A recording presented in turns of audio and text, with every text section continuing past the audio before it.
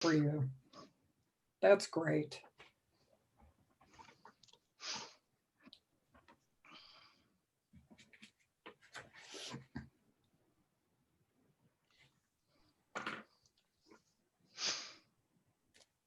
How's Mr. Dick? Doing all right? He's doing well. Yep, slugging it out, just trying to bob and weave in the work world. I know. Yeah, There's a lot of that going on. yeah, indeed. I am an armchair economist, and I watch a few stats.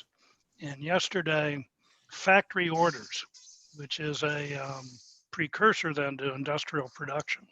Right. Factory orders last month were the highest they'd been in 16 years. Really? Yeah. And, I think that's evidence that people are beginning to gear up again. And I think we see it in my company's customer base are industrial distributors. And Right. as factory orders are that they're ordering from them. In a lot of cases, they're ordering from distributors, industrial distributors. So I think their business is beginning to pick up. And also, consequently, we're getting a lot more interest for our software just recently, just within the last week. So, I bet. Yeah. I just don't want the machine to get too rusty. yes, that's We for gotta sure. keep it going. That's right. Yeah, I had a network guy here at the house, and it was interesting that a lot of the companies that he does, he's in Hudson, Yeah. and he's a Mac guy, but he does the networks. And he said a lot of companies were taking advantage, where they had set aside the funds to update their technology, and they really were taking advantage of having the time to do it. Yeah, and we've seen some of that in our existing customer base, where they've said, okay, we want to update the software, or we want to, learn how to use the software better. But for new customers, because it's a big capital investment, a lot of them have said, well, we want to do it, but we're afraid to spend the money right now. We're preserving cash flow. Yeah.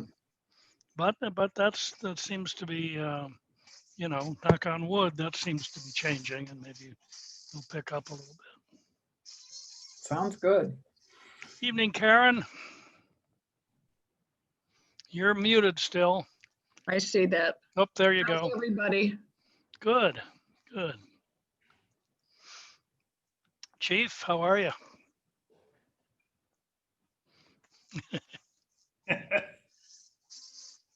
Now we got it.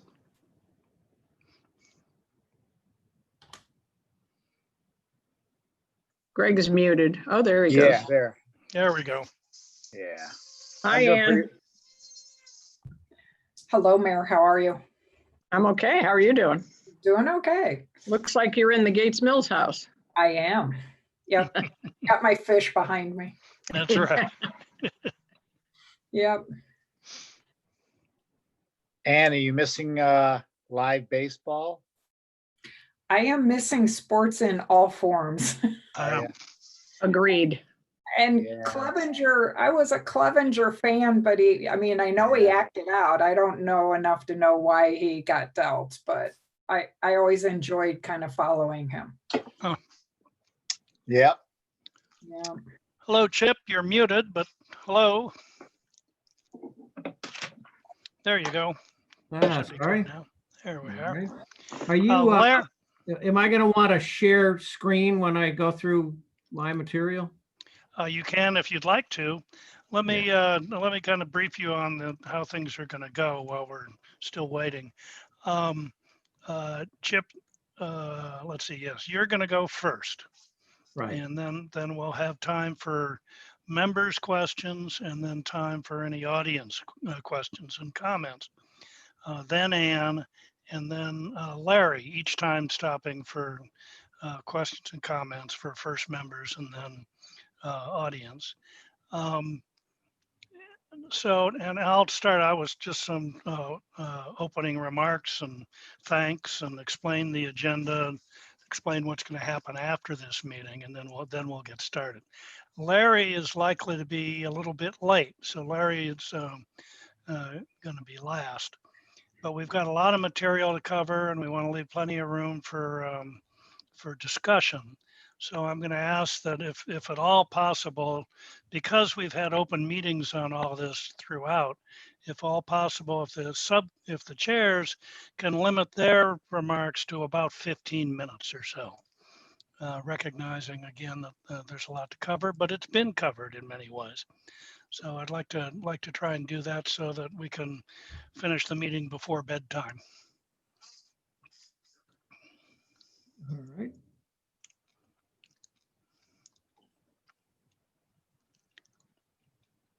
Well, I'm anticipating there are a few people that were on the committee that emailed me that said that they had other commitments and wouldn't be able to make tonight. But there was only 2 or 3 that I know about that have at least told me that they were going to miss the meeting.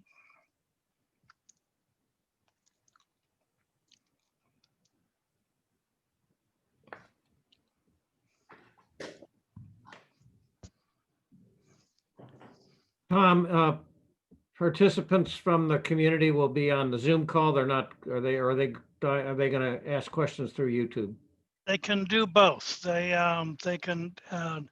There's some probably will be on the Zoom call if they click the link from the village website. Some may end up on YouTube and can put questions in chat.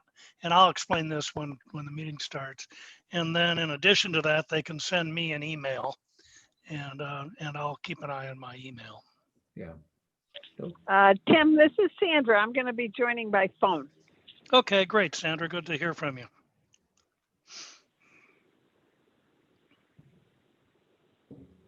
So Chief, I know you're muted, but I got a text at 5:04. Ann, urgent alert about your USPS delivery 6D84H3. Well, do not just delete that immediately.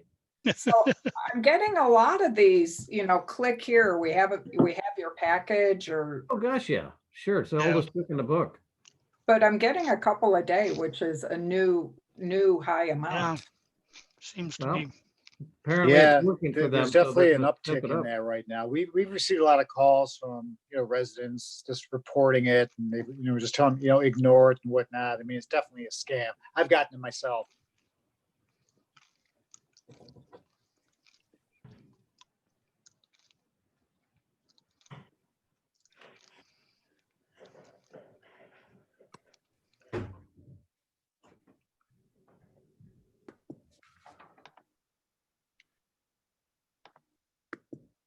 Good evening.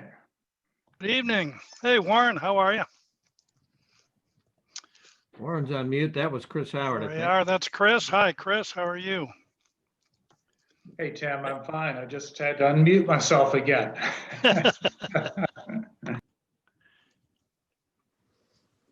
Now I'm on unmute, Tim. Okay. Hey, Warren, how are you? Great.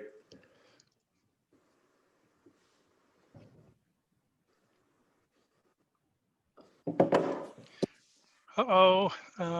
Rob Wright here. Mr. Reitman needs the Zoom address. I will send that to him just a minute.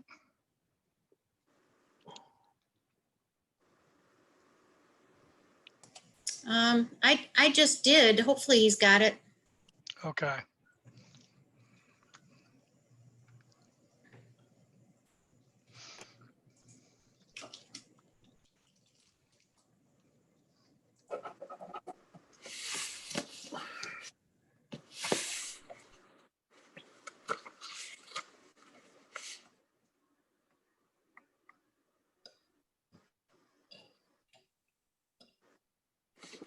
Hey, Les.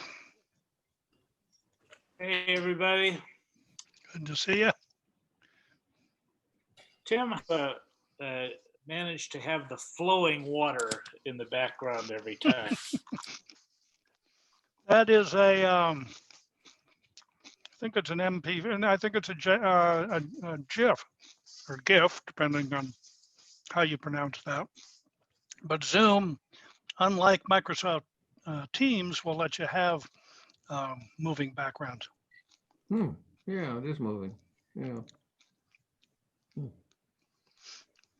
Well, there's Chip with no moving background. No, that's just a picture. But his is more authentic than mine. I don't think mine is the chagrin. Chip's is Oh, really? I thought it Yeah. was. looks How about very that? chagrin-like, yeah, but I don't think that it is. I It got looks it off like- of some website. Looks like a fly fishing stream to me. Yeah, yeah. Stream, that's what that's all about. I have sort of a collection of backgrounds that many of them are inappropriate for public meetings. Oh, boy. Okay, we're not going to go there, Mary. You mean like the Sports Illustrated swimsuit models or something? Not that kind of inappropriate, no. Sweetheart, we're live streaming right now. All right.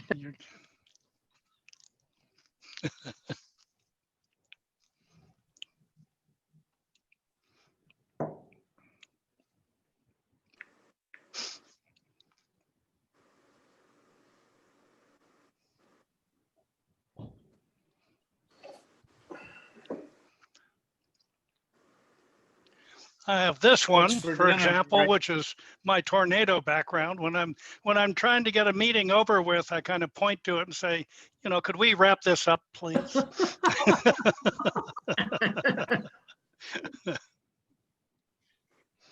Storms are brewing. Yeah, I could go on, but I won't.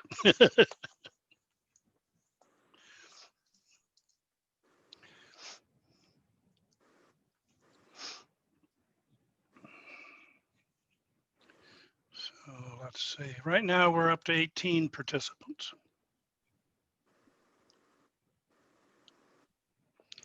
It's 5:35. I'm gonna give it a couple of more minutes, and then we'll get started.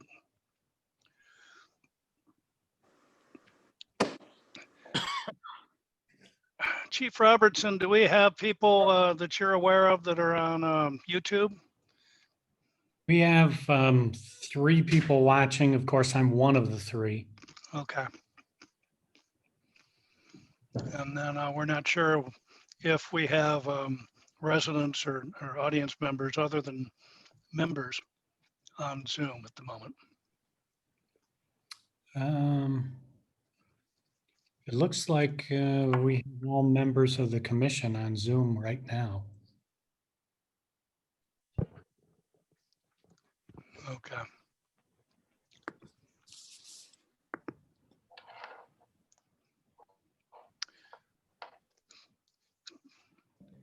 Okay.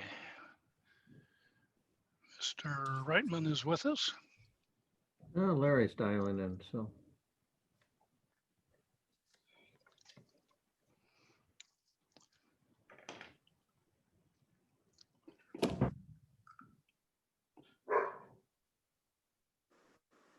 Well, okay, we're up to 20 participants. It's 5:37.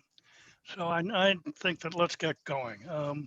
What I'd like to do first and most importantly is to thank everybody that's been involved in this effort, the members of the Long Range Planning Committee, Financial Planning Committee, and particularly the staff of our village who have put in extra hours and spent a great deal of time and energy answering many questions and working with residents to explain the operations of the village. And it was really without their help, we could not have done the work, the very valuable work that this committee has done. So I want to express my appreciation for both the members of the committee, but also our staff.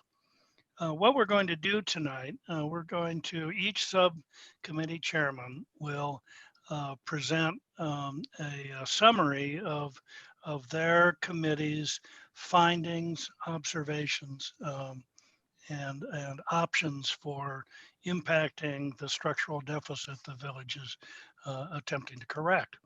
I'm going to ask the chair people to if at all possible, keep their remarks as concise as we can, hopefully within about 15 minutes each, so that we can then leave good room for first questions from the members of the committee, but then secondly, from any audience participants that we have. And the audience participants, there's a number of ways that you can get your question to us. If you happen to be in the Zoom meeting, you can, I believe, Zoom allows you to have a reaction. You can raise your hand. If you look, you wave your mouse around and go down to the bottom of the screen, you'll see a number of different menu selections, one of which is reactions. If you'll just give me a wave or a thumbs up, I'll see that you want to say something.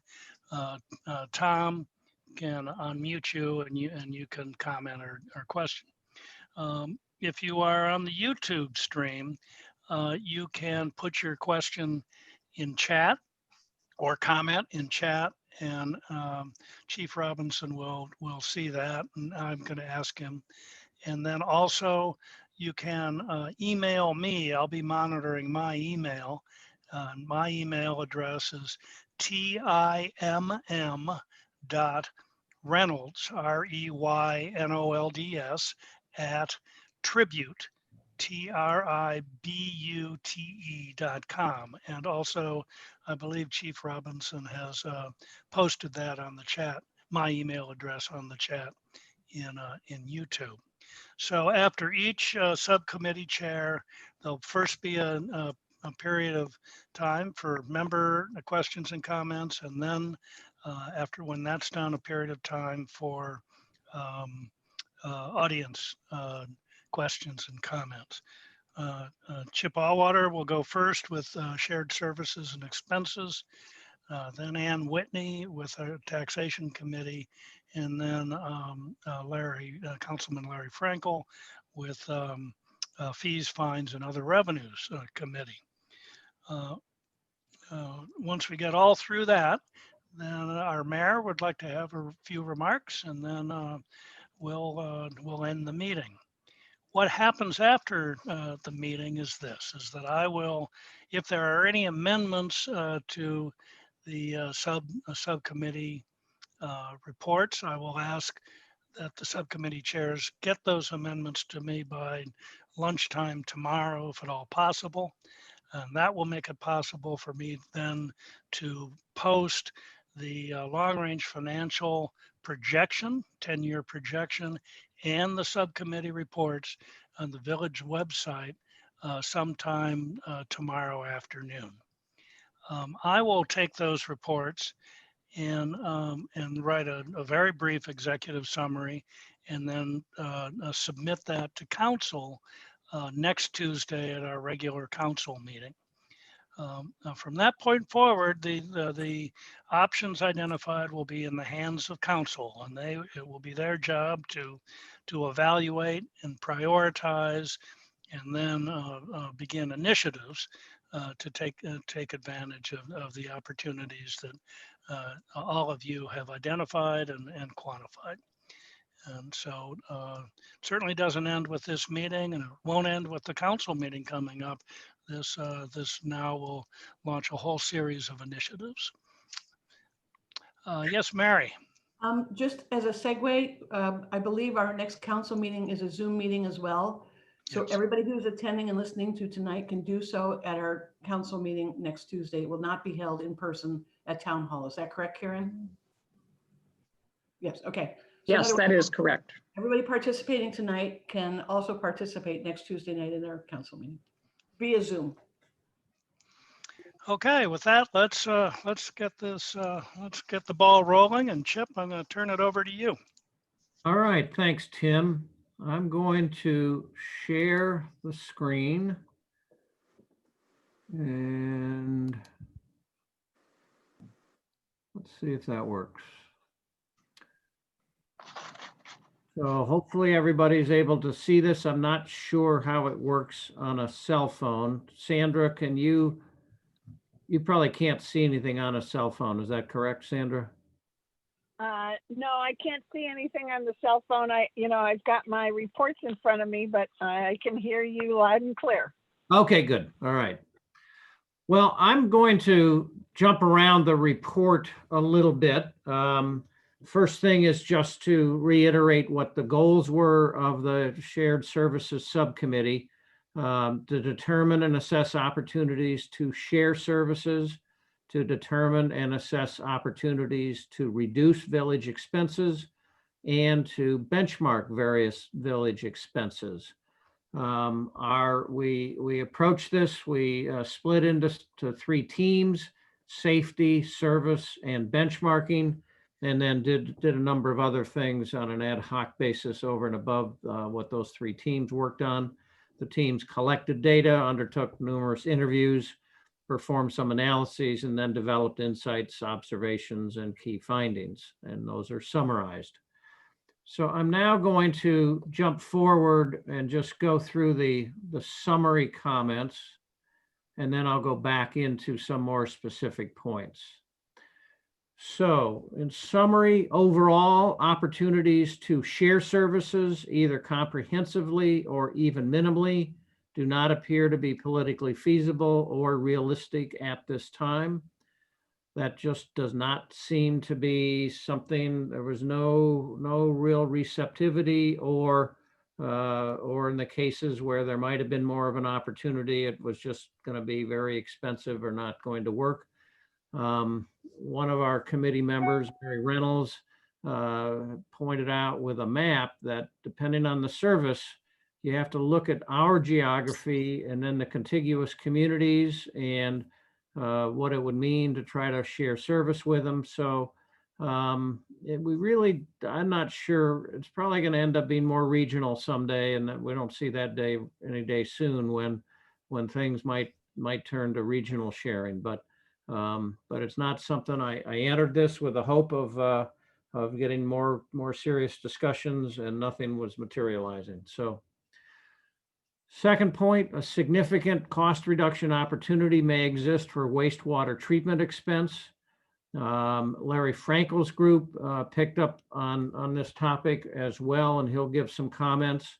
Now, at the time that this report was done, Dave Biggert was working on detailing this. He's subsequently made great progress talking with an outside contractor. And it's looking very realistic. Currently, we're paying between 190 and 200,000 a year to manage our wastewater treatment plant with the county. In our financial numbers, in addition to those numbers, we're paying 20,000, roughly a little less than 20,000 a year to retire the debt that was incurred to put in the wastewater treatment plant. That finishes up next year.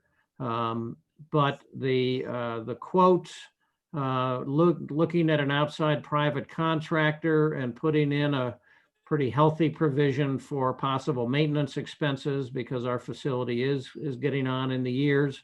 It looks like we could be looking at savings of 130,000 a year by switching over. So maybe even more, given that it would be the first year. I think Dave Biggert's sense at this point is to probably budget a conservative number and then hopefully prove that we can do it for even less. So it should be a savings of at least 130,000 a year, and it looks very realistic. So that's quite sizable.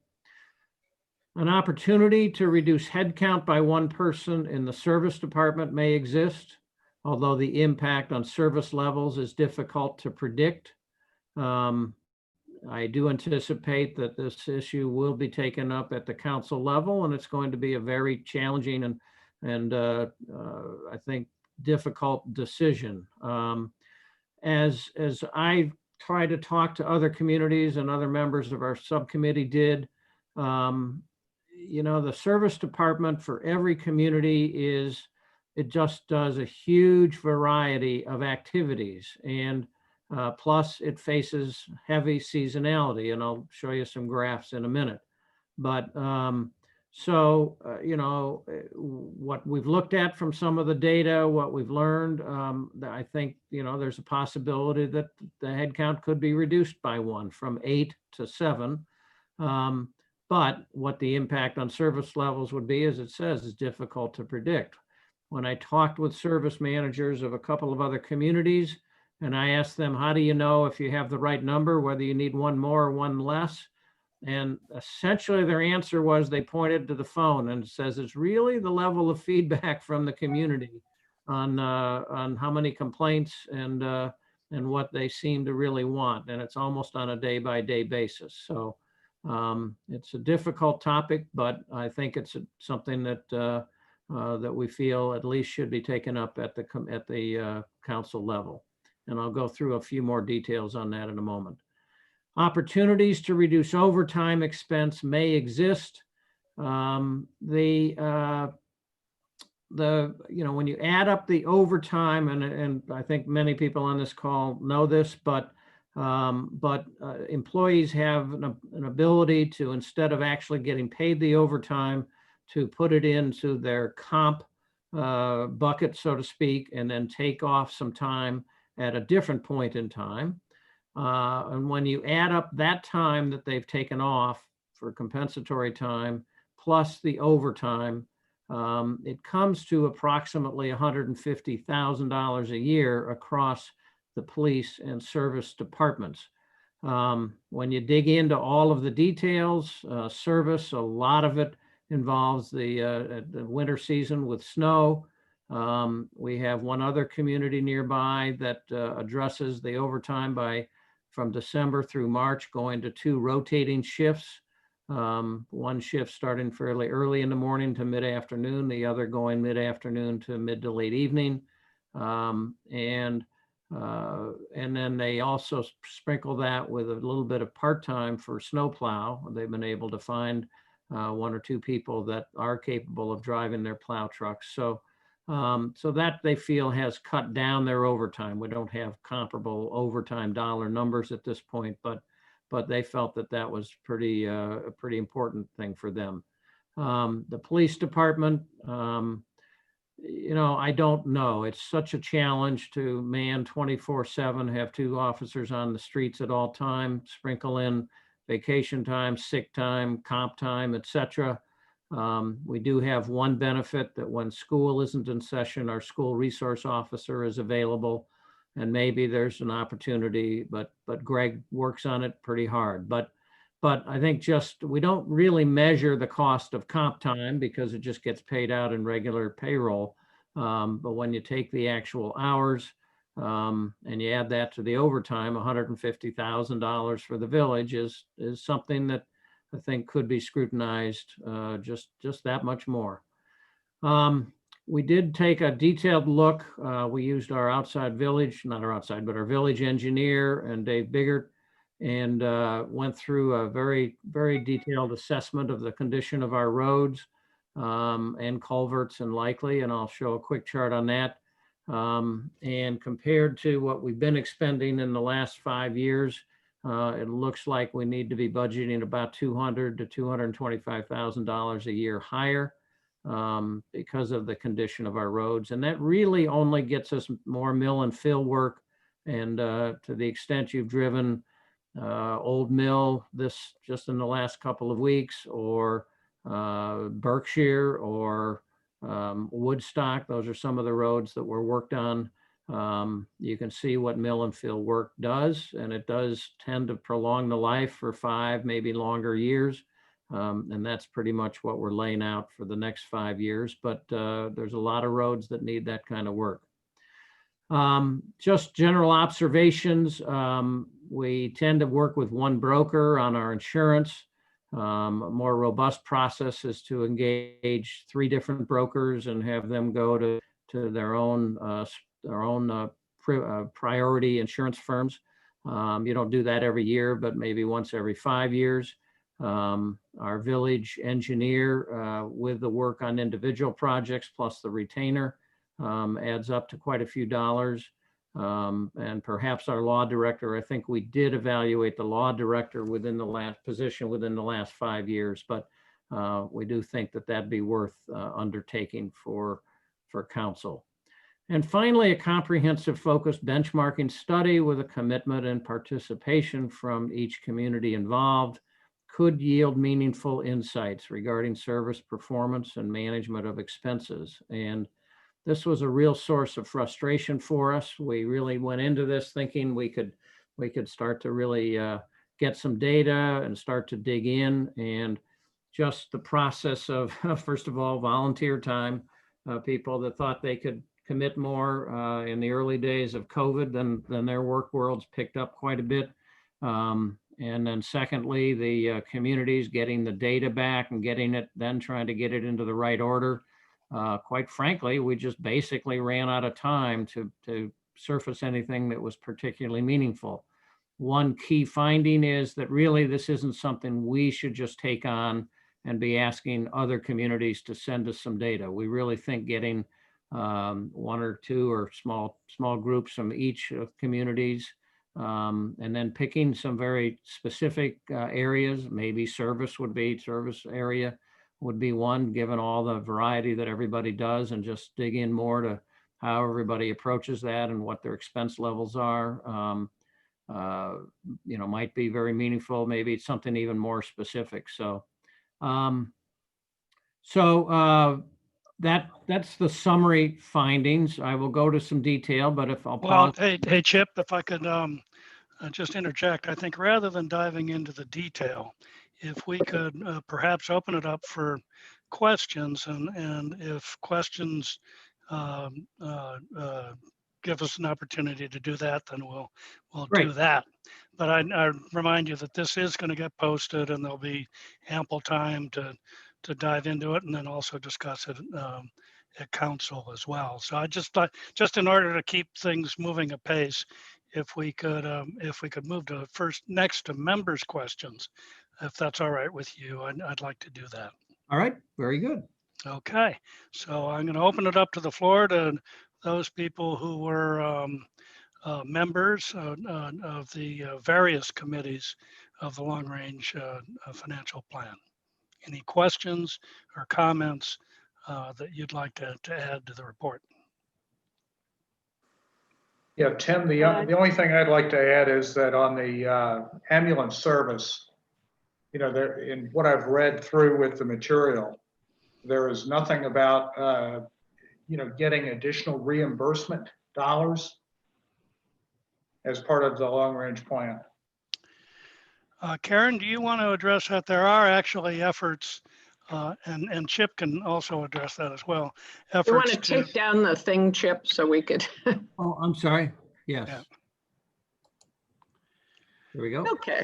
Yeah, with the EMS contract, we do get money back from insurance. It's collected with the company. I can't think of the name of it. Where's our Tom or Janet know the name? That Mayfield Village contracts with to do the billing. It's Life Force. Yes, and they collect the money from the people that use their services insurance. And there has been, we have been limited by how much could be collected per call. And as I understand it, we will be able to raise that limit They in are cooperation. raising, they are Mayfield Village and then us by using their service. The rates are going to go up. It's not by all that much, but it is an increase. Then the next round of consideration in that regard, Chris, is whether or not the village would ask to do hard billing of people who have received services, both resident and non-resident. That carries with it some complexities, but that's also on the table for consideration. Chip, this is Sandra. Great report and associated documents. I had one question that was about the fees to the Chagrin Valley Dispatch. again, which overall has been a great change for the village. But just noticing some of the differences among the communities, Gates Mills contribution or fee seems to be higher than, let's say, Moreland Hills, for example, who has more people and more households. And just a little less than Orange Village, which has 1,000 people more than us. So anyway, any explanation for those differences? You know, Murray Reynolds was able to put that comparable information together. That was one of the focused benchmarking effort that was undertaken that Mary published. That kind of popped out, and that question came up in our last committee meeting. I'll let Tom Robinson answer, but the basic essential answer, or Dave Biggert, but the essential answer is the fees are based on the number of calls, and for whatever reason, we get a whole lot more calls, certainly on a per capita basis or per household basis, than Moreland Hills or Orange Village, which is, we don't understand why. I think that's an excellent question, Sandra, and maybe something that we should start to break down. What's the nature of the calls, or where are they coming from, or why would it be that we're getting such an inordinate number on a per capita basis or per household basis? Okay, yeah, Sandra, I know that we just back with that question last time, and Chief Robinson and will be able to really probably provide us with very specific numbers. But we have two entities, I think, and Chief, correct me if I'm wrong, that seem to be our tripwire. And one is Mayfield Road, you know, versus some of these other communities. And the other is our schools. I know that we talked briefly about sports injuries and Gilmore ice rink and whatnot. So even though if you were just simply look at population or geographic size of the community and say, hey, we don't seem to add up, we have a couple of hotspots in terms of EMS calls. So it would be interesting to really break it down, but I think that we've all discussed that those seem to kind of be the triggers. Might not be at all, but it does seem to be interesting that it falls within our jurisdiction, so that we end up with those EMS calls. Okay, all right, that's real helpful. It just caught my attention. When it comes to it, I do hope that council will realize that the residents of the village should not be paying a penalty for calls from either Gilmore or from non-residents on Mayfield Road. And there has to be a solution found for that phenomenon. Les, we talked about that as well. And even the situation of having a SARS place came into it. So a resident at SARS, a restaurant participant at SARS place who's not a Gates Mills resident needs EMS assistance, or they call the police for a particular reason, that might not involve a Gates Mills resident at all. So how do we start? I understand what you're saying. We've talked about it. It's going to be a really interesting conversation as to how we separate what a taxpayer in Gates Mills should feel responsible for versus the calls that we are answering for non-Gates Mills residents. So thank you for bringing that up. But believe it or not, we are really looking at it and going, how do we make this equitable, and how do we manage this? It'd be a big situation to figure out how to divide that pie, but we're looking at it. Well, I think SARS is a bit of an aside. The issue is people who are on at Gilmore, that's clearly Gilmore, and it ought to be paid for by Gilmore. People who are on Mayfield Road are by and large not Gates Mills residents. They're passing through. And those are the two places that you need to focus on. Forget about SARS. Focus on those. I mean, how many calls are there for SARS after all? I'm just using an example of separating resident requests versus non-resident requests. Well, I think that may be the wrong division. I think you ought to be looking at Mayfield Road and Gilmore as unique call centers. If in fact that's where a lot of calls are coming from, again, I think I'd just leave it that it's something I think we should dig into further, see where the calls are really coming from, see what seems to be giving rise to them. And maybe there's just ways of getting people to not pick up the phone and call EMS right away, but, or, dispatch, but I don't know. I know if you gave cooking lessons and people could cook better, we'd get a few less calls too. Yeah, that's true. Warren, what do you have a question? Just want to verify, I assume that detail on the calls is available. I mean, if we're getting charged per call, is there any detail as to what the call is? And is that sort of readily available for somebody to get in the weeds and figure out, yes, this is in fact, the hot spots? Chief Robinson? Yes. Well, between myself and Chief Minicello, I think the answer to your question is you're looking at calls, which we call incidents in the fire department, but calls are also radio communication between the dispatch center and the vehicles. And you can understand knowing that when you call a dispatcher, they have to take the time to answer you. So when they come up with their calculations for cost per community, I think a lot of this reflects on how many times a resident calls for service and how many times, we call back. We are very heavy in service as far as service to the community. And, that's one of the great things about Gates Mills. It also means that there comes a cost with these things, so please don't just focus on calls as emergencies or incidents. They are communications also. So every call or every incident is made up of a number of communications, and those communications are all tallied, and then that's what the community pays for. So a smaller community that isn't speaking on the radio, don't have a lot of calls, may have less people or more people, but their numbers are going to be different.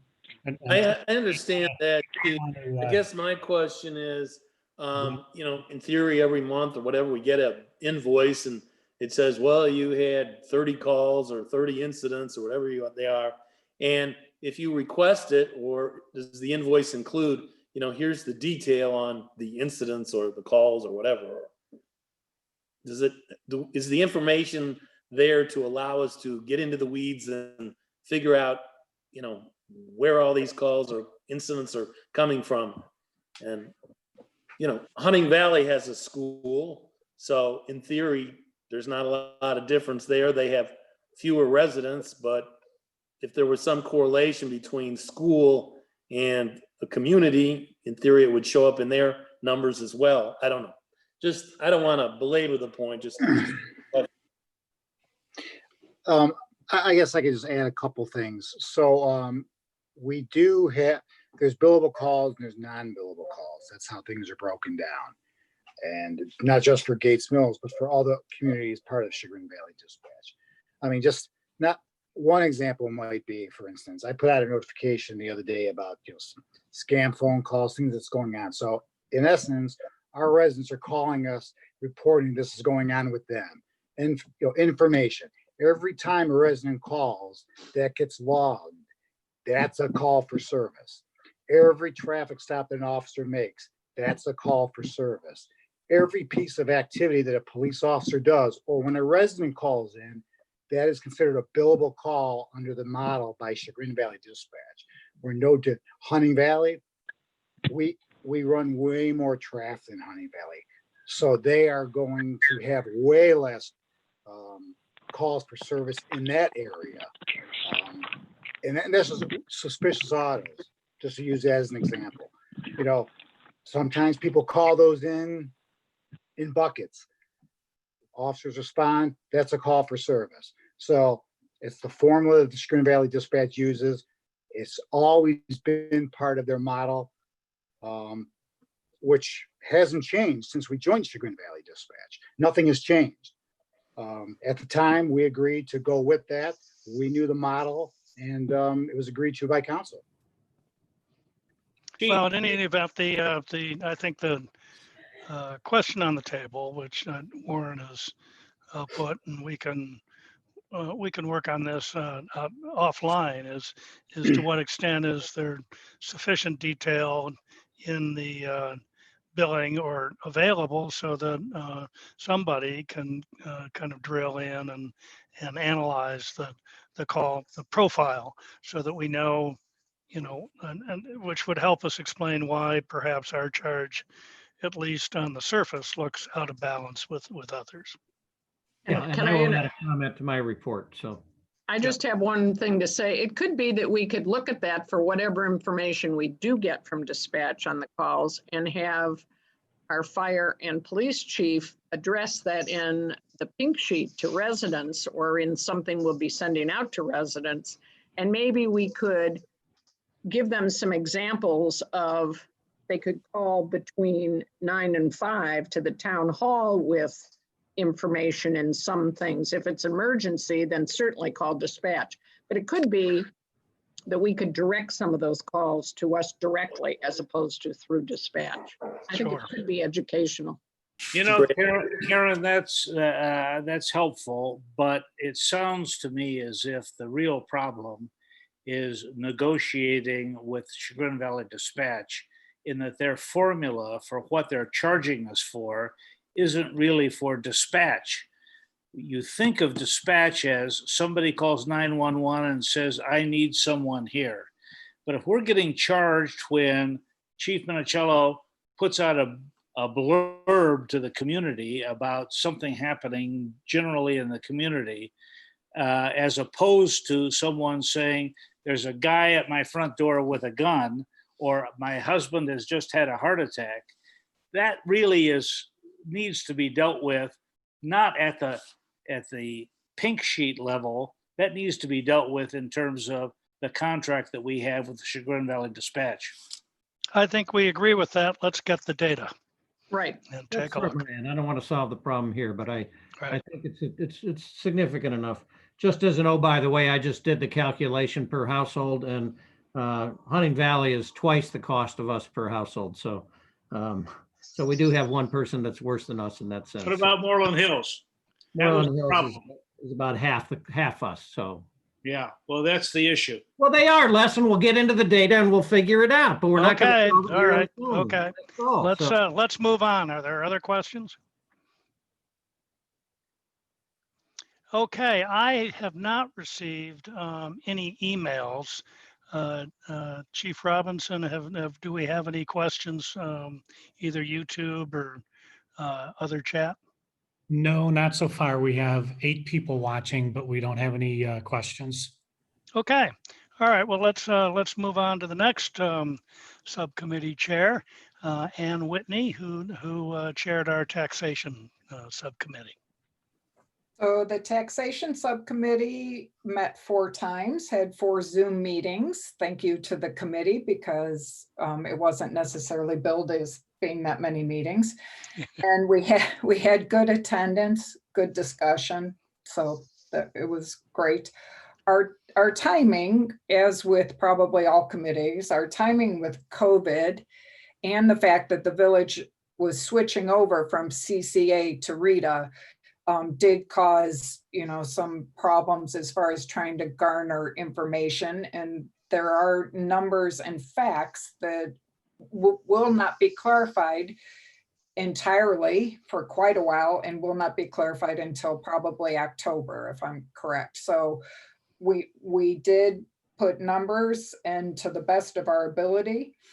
The committee did discuss various methods of increasing revenue for the village, including switching school districts, which we came to the conclusion it's a very long-term, that would be a long-term process with legal bills that would be outside of our control. So that's not necessarily in our purview for this committee.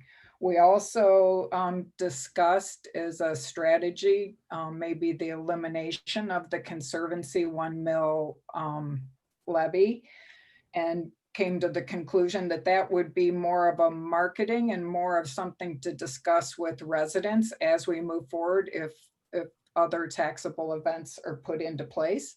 In the meantime, if we did eliminate the levy for Conservancy, the village would lose 5% of the 1 mil. So we would actually be decreasing our revenues by just outright doing that. So those things are up to the mayor and council to pursue those items. We did discuss other things like a flat tax. So we had good discussion.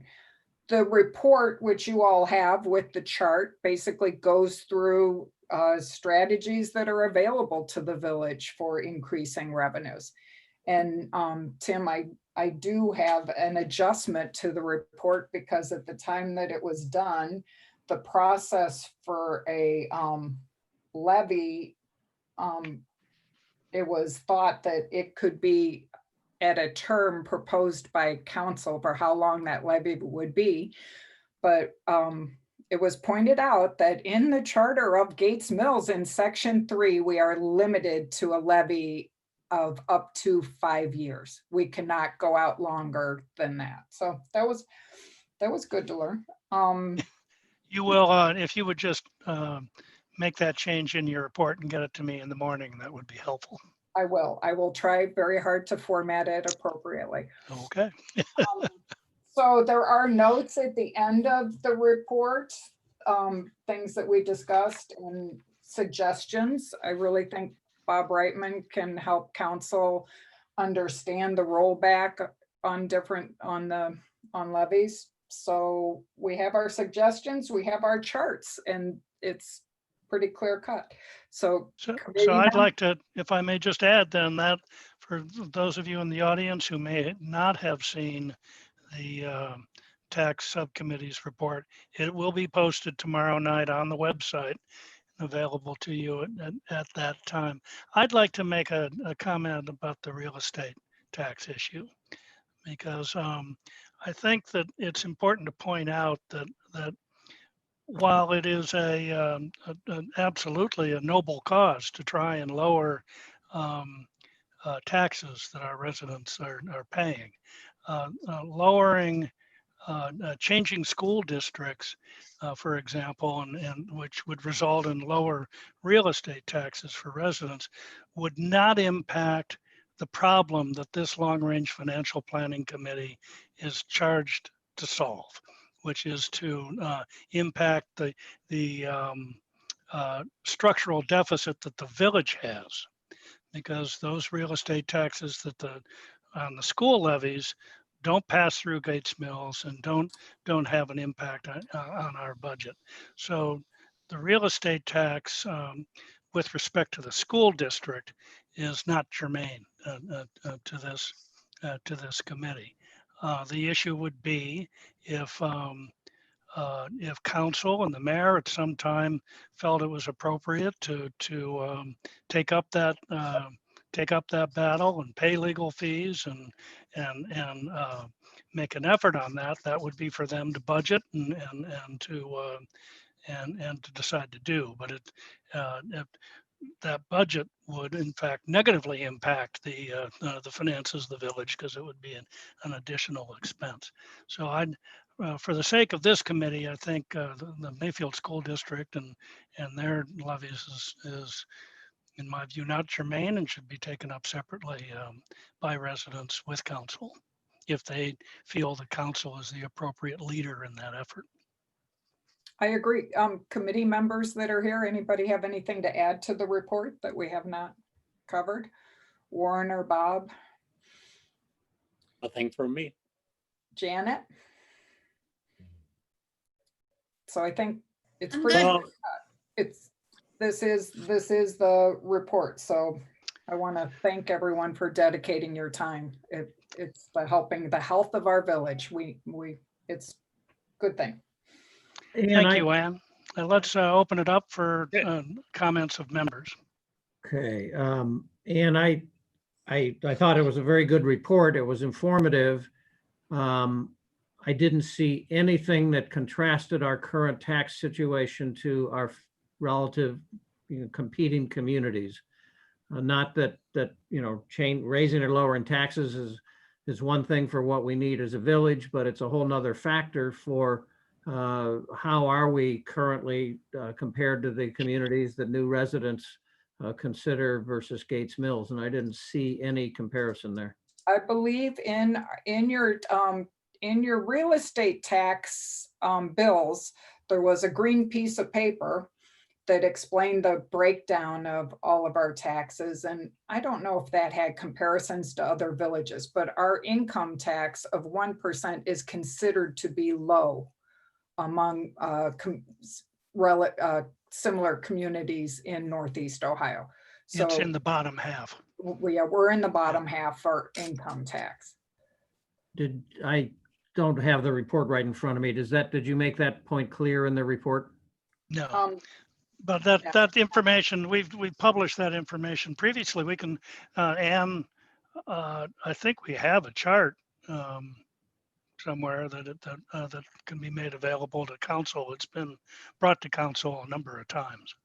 Yeah, I guess I just think when it comes to the council, what, both, all the ways to change expense and the possible ways to address taxes, it'd be nice to have that information. And my sense is, Ann, what you said, that when you contrast our real estate taxes from the schedules I've seen, and I agree, I think they do send that out each time, that we look to be, if anything, maybe a little bit high. And on the income tax, it looks like we're at the lower end, particularly when you take into account the credit that we give for wages paid outside the city, or taxes paid outside the city. So I will be happy to provide counsel, at the appropriate time. If you go to Rita's website or CCA, it's all available for the communities that they process and what their rate is, if they offer a credit, etc. Right. So Yeah. It was all reviewed. We do have that chart, I think, somewhere. Yeah, we do.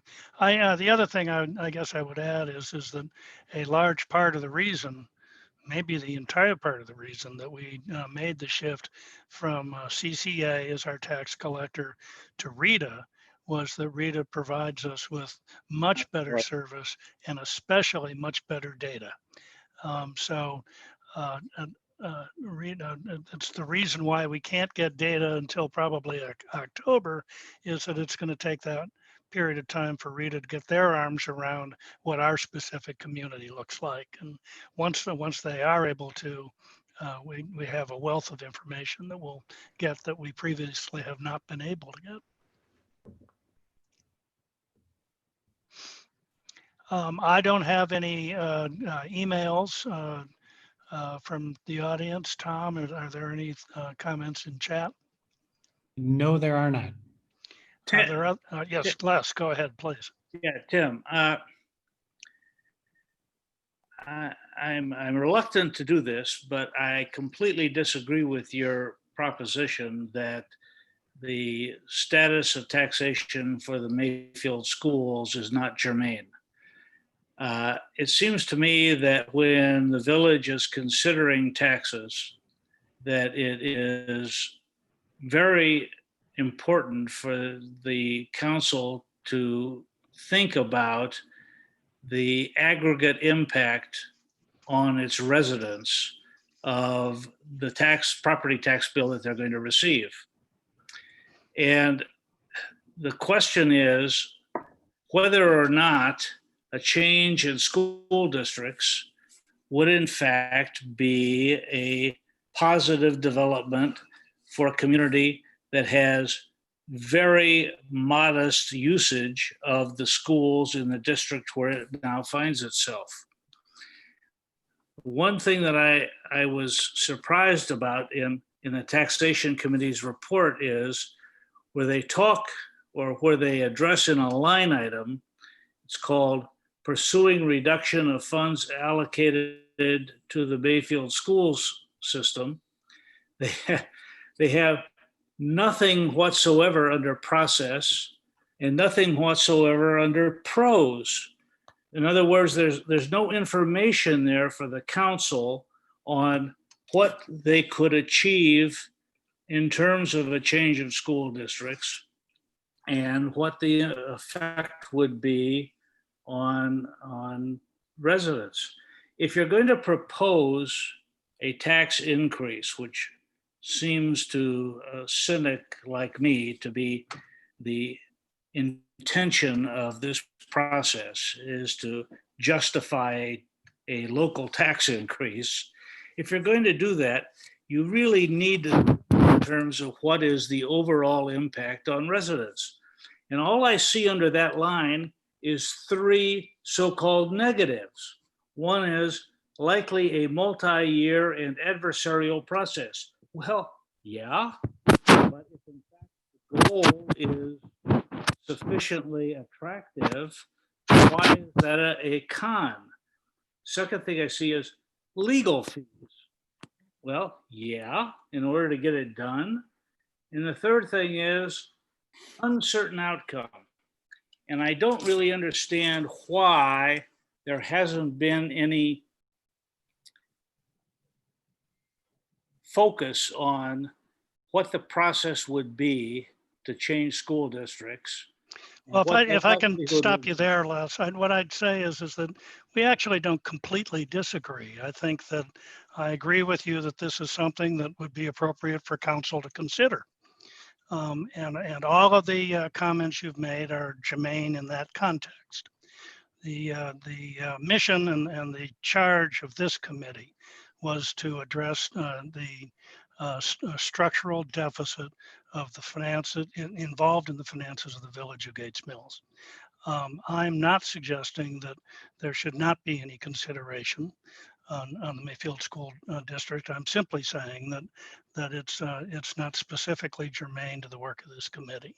And I'm not going to, I don't think now is the time to debate this. I think there'll be a time to debate it. And I think you've got your point of view on the record, and I think we should move on. And so with that, unless there are other comments or questions, I would like to move over to Larry. You're on mute, Larry.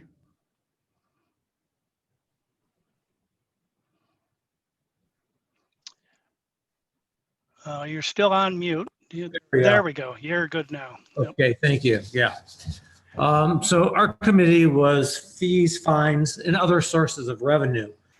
And we went through as many topics as we could think of. And as I present them, they'll seem a bit disconnected, but I'll just go through them all, each individually, starting in no particular order. First with the mayor's court.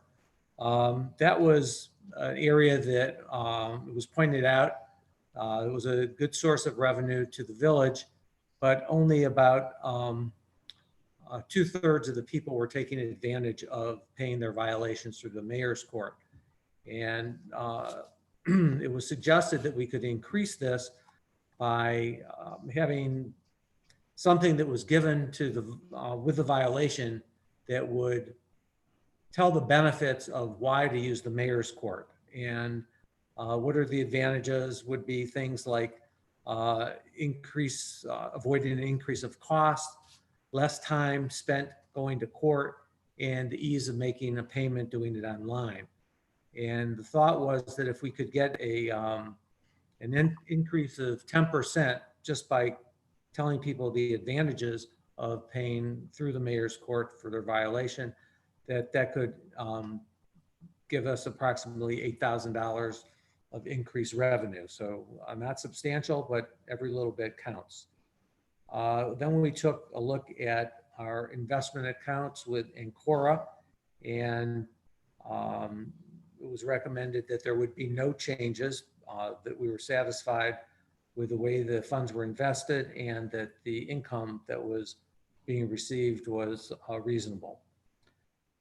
The next topic we discussed were cell towers, and the conclusion of the committee was that there should be an active pursuit for additional towers, mainly 2 towers, not only as a source of revenue, but also to increase the coverage of the village and to improve services. Currently in 2020, our estimated cell tower income is approximately $70,000. And we thought if we could have 2 additional towers, that would be a significant increase of income to the village. And there was some discussion as to whether the tower should be a lease deal or a rental deal. And that was being investigated by our mayor, Karen Schneider, and Chip Order. We're also looking into the possibilities for that. The next subject we covered were gas wells. And currently the income from the gas wells is not as significant as it used to be. It's approximately $10,000 a year. And there was no appetite for looking into further gas well drilling. We then looked at village cable service. Currently, the village receives video service fees called VSP fees from Ohio Bell and Charter Communications. And it was suggested that we look into other providers. A new provider in town is WOW, and possibly they'd be interested in coming into the village. Next, we discussed water tap-in fees. Recently, council has approved a water tap-in fee of $16,500 per home. Previously, this was based on a square footage cost for the home, but now it's a flat rate. We're hoping that with the increase of new building in the village, that will increase income. If there's 1 new home a year, that would be $16,500. And there seems to be additional homes that are being built at this time. So that was an area that was looked into. Also, it was suggested that we reach out to the Chesterland County Line Road homeowners and let them know that they can hook into our village water supply, city water. And again, that would be additional revenue. There was some question about new homes that are being built where an existing home was torn down. If that existing home had a water connection, the city water, there is no additional fee for that new home. A lot of discussion was then around alarm monitoring. So currently, the village does pay the residents' fee for American Security for the security system. And this was pointed out that this is the only village or city that pays for residents' security systems. So after much discussion, it was thought that eventually we should grandfather the people that currently in with American Security and having the village paying for this service. However, we should have a sunset year to determine what that would be. Council would determine that, and after that period of time, those villagers that are receiving free services would not receive them anymore, and that would be a savings of approximately $26,000 a year. There was some discussion that this might be a little inflated because village buildings do get free service. So there'd be a slight increase to the village for that, but we would definitely save not paying for villagers' security systems. We then talked about house checks.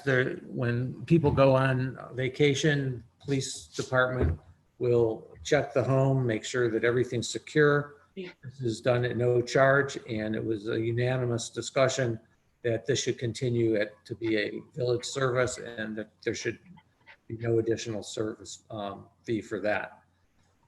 We had some discussion on some of the village property that is available in the village. There are some very small parcels that are next to adjacent homeowners, and we thought we could offer those parcels to the existing homeowner Village would get a one-time source of income, a slight raise from the increased taxes for the property, but it would also benefit the homeowner because they would have additional property that was adjacent to their homes.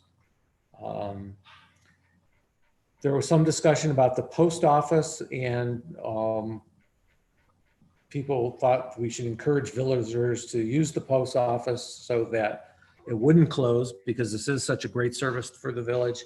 However, Tim pointed out that really usage of the post office is not going to be the determining factor in this economy, whether or not the village will keep the post office. Rental is about $5,000 a month. I suppose if the village did lose the post office, this would be an opportunity for additional income by getting increased rent and figuring out another way to use that building. The area that Chip alluded to that really is the most significant finding from our committee is the wastewater treatment plant monitoring system. Chip did a lot of work talking with Moreland Hills to get some of their knowledge about what they're doing. Right now, the county is inspecting our treatment plant daily, 7 days a week, and approximately we're paying, as Chip said, about $190,000. We talked with AKE Environment and Construction Services. Dave Biggert was the lead on this and spent a lot of time talking to them and talking to Moreland Hills. Moreland Hills is paying approximately $14,000 for their services. Our treatment plant is slightly larger, about by 5,000 gallons a day. Also, we have a SARS place, so the restaurant is costing, it's an increased cost to monitor the plant, but it does appear that the contract from AKE would be approximately $30,000 for maintenance. This doesn't include repairs. However, this would be a huge savings to the village. It would require some additional training of one of our service people, because under the contract, AKE would only be servicing the treatment plant twice a week, which is the EPA requirement. So someone would have to go down there from the service department to take some readings on the other days, but this seems to be something that probably would only take about 30 minutes. But that was really the area we thought we found the biggest saving. There was some discussion about cemetery plots and the cost of the plots. That has been raised by council to $1,000 by past ordinance. And it was found out that the cost of interment had recently been reviewed. Janet Mull had pointed that out, and that we're in line with other cemeteries. A few things that were brought up by some of the villagers that were not on the committee that are just kind of hanging out there was some additional traffic enforcement on Mayfield Road, the possibility of traffic cameras for speed and people running the traffic lights. There was another suggestion for lowering the speed limit on Chagrin River Road and having that being monitored, and also noise enforcement. Apparently on Saturdays especially, there's a parade of vehicles that go through that are quite loud, and so that was pointed out. There was also one suggestion that we consider having a village foundation for tax deductible donations, and it was also pointed out that that was similar to the Improvement Society. However, Hunting Valley does have a village foundation, which seems to get some contributions, and those are earmarked for special projects. And that was pretty much everything we covered. I'd like to thank our committee, and I'd also like to thank Tim Reynolds, who really has done a great job organizing this and keeping us on track. So if there are any questions, I'd be glad to Thank you, Larry. Are there any questions from the members? Yeah, Tim, you know, I'd like to add Old Mill Road as it goes by the Hunt Club and coming down the hill from Gates Mills Boulevard. I would say people routinely go 35 to 45 miles per hour past the Hunt Club as they approach the bridge. And I make a point of driving the speed limit. And I've had a few people, I don't know if they've given me the finger, but they've given me some dirty looks as I come down the hill. So I make it a practice to come down the hill at about 34 miles an hour. And my kids, I got my kids on that too. And we brag about how many cars we line up behind us. Right. So I would agree with Larry. I think we could maybe have some increased enforcement, and it would be worthwhile both from a safety standpoint and so we could irritate some of these people that are going 45 miles an hour through the village. And Yes, Mary? I've been keeping track of the Mayfield school buses that are the worst offenders coming down Old Mill Hill in the morning. They fly through the village. So maybe I should turn those numbers over to the school system. Yeah. The bus identification numbers over to the school system. There you go. Other comments or questions on Larry's? Larry, just as far as your cell tower comments, Could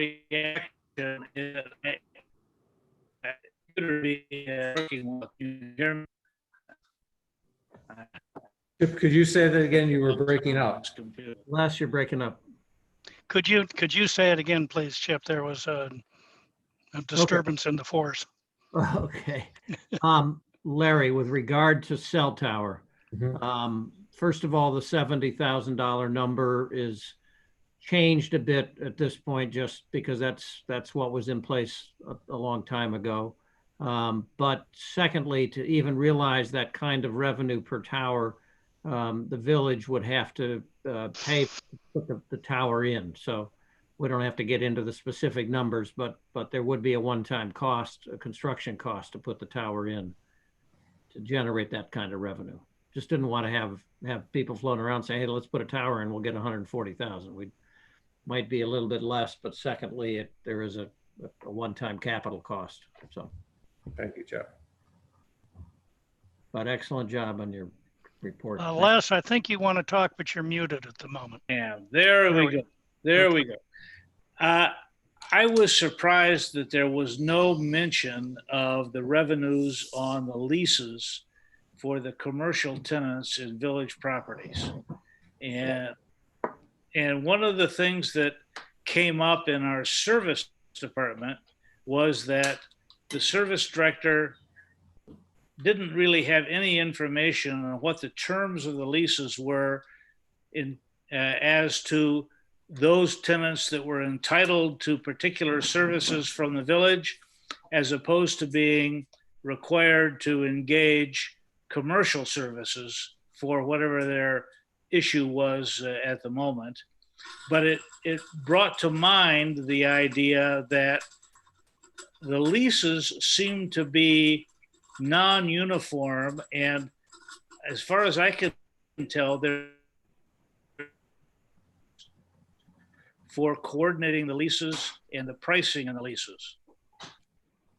So I'll comment on that, Les, because that's a great point. There were two areas that I had talked about. I was asked not to delve into. One was ambulance services, and that's because it was under negotiation. There were active negotiations going on.